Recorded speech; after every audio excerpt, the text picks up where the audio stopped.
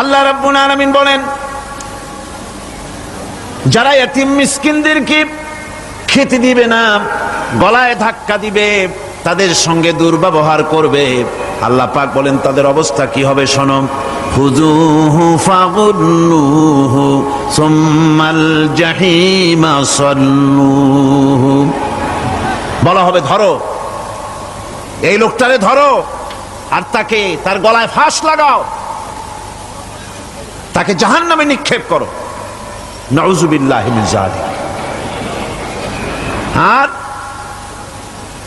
এরপরে তাকে 70 হাত 70 গজ শিকল দিয়ে তাকে বেঁধে ফেলো, তাকে জাহান্নামে নিক্ষেপ করো। কারণটা কি?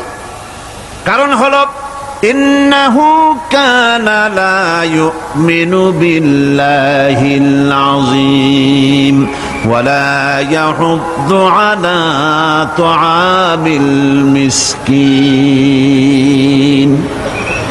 গলায় ফাঁস লাগায়া 70 হাত শিকল দিয়া বাঁধা জাহান্নামে নিক্ষেপ করো, কারণ সে আল্লাহর উপর ঈমান আনে নাই।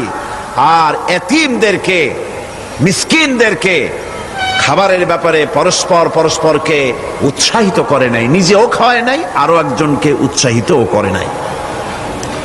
কিয়ামতে জাহান্নামে যারা যাবে, জাহান্নামে যাওয়ার যতগুলি কারণ থাকবে তার মধ্যে 2টি কারণ বড়। বলেন কয়টা কারণ বড়? আল্লাহ পাক বলতেছেন জাহান্নামীদেরকে প্রশ্ন করা হবে, ইয়াতাসাআলুনা আনিল মুজরিমিন মা সালাকাকুম ফি সাকার।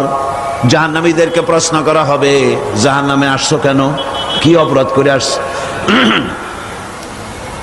ক্বালু লাম নাকু মিনাল মুসাল্লিন ওয়া লাম নাকু নুতঈমুল মিসকিন।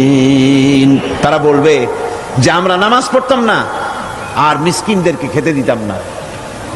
কত বড় মারাত্মক অপরাধ লক্ষ্য করুন। নামাজ না পড়া আর মিসকিনদের খেতে না দেওয়া। জাহান্নামে যাওয়ার যত কারণ, তার মধ্যে শ্রেষ্ঠ 2টি কারণ হচ্ছে এই, যারা নামাজ পড়বে না, এতিম মিসকিনদেরকে খেতে দিবে না, এবং পরস্পরকে এতিম মিসকিনকে খেতে দেওয়ার ব্যাপারে উৎসাহিত করবে না, কিয়ামতে তারা জাহান্নামে যাবে। কোথায় যাবে?